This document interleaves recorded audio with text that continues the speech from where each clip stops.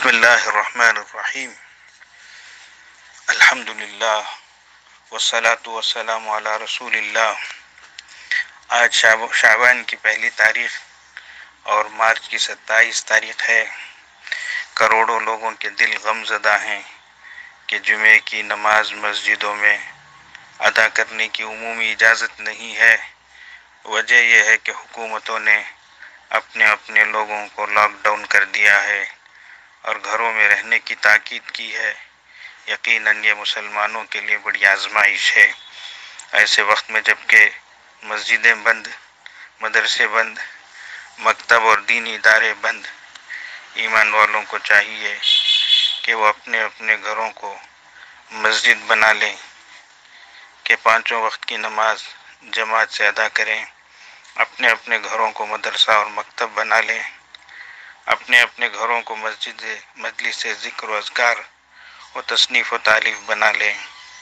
ان سب کاموں کے لیے آسان طریقہ یہ ہے کہ ہر گھر کے افراد دن بھر کا نظام بنا لیں۔ اس میں سب سے اہم بات یہ کہ رات کو جلد سو کر صبح جلد اٹھیں اور نماز تہجد سے اپنی دن کی ابتدا کریں۔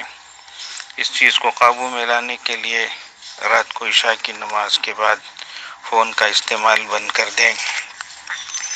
دن بھر کے اوقات کو نمازوں کے لیے، پڑھنے پڑھانے، سیکھنے سکھانے کے لیے، ذکر و اذکار کے لیے اور گھریلو کاموں کے لیے تقسیم کریں۔ یہ اچھا موقع ہے کہ گھر کے سارے افراد موجود ہوتے ہیں۔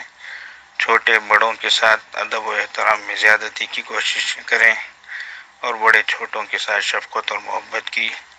عام طور پر لوگ جاب میں اور شاپ میں ہوتے ہیں، اسی طرح گھر بار اور کاروبار کی مصروفیات کی وجہ سے ان چیزوں کا اہتمام نہیں ہوتا، جبکہ حضرت رسول اللہ صلی اللہ علیہ وسلم کی تعلیمات میں ان سب چیزوں کا ہمیں سبق ملتا ہے۔ فرمایا رسول اللہ صلی اللہ علیہ وسلم نے: ما من ولد بار ينظر الى والديه نظر رحمت الا كتب الله بكل نظرة حجة مبرورہ، کہ جو بھی نیک اولاد اپنے والدین کی طرف ایک مرتبہ بھی رحمت کی نظر سے دیکھتی ہے، اللہ تبارک و تعالی اس کو ایک حج مبرور کا ثواب عطا فرماتے ہیں۔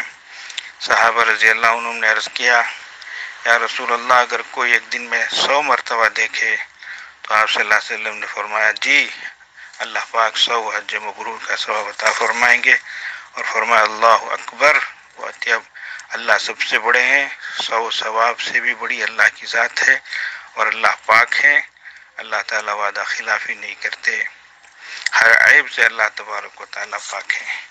اسی طرح چھوٹوں کی تعلیم کے سلسلے میں حدیث شریف میں آتا ہے کہ رسول اللہ صلی اللہ علیہ وسلم کے دسترخوان پر حضرت ام سلمہ رضی اللہ عنہا، جو آپ کی زوجہ مطہرہ تھی، ان کے بیٹے بھی بیٹھ گئے۔ وہ جب کھانے لگے تو بچے جس طرح سے کھاتے ہیں، ادھر ادھر ہاتھ ڈالتے ہیں، تو آقا صلی اللہ علیہ وسلم نے ان کو فرمایا: یا غلام بیٹے، سم اللہ، بسم اللہ بول کر کھاؤ، کل بیمینک، اپنے سیدھے ہاتھ سے کھاؤ، کل مما یلیک، اپنے آگے سے کھاؤ۔ دیکھیں آقا صلی اللہ علیہ وسلم چھوٹوں کو تعلیم دے رہے ہیں، سکھا رہے ہیں، اور یہ سب گھر میں ہو رہا ہے، تو یہ اچھا موقع ہے ان کاموں کے لیے۔ اسی طرح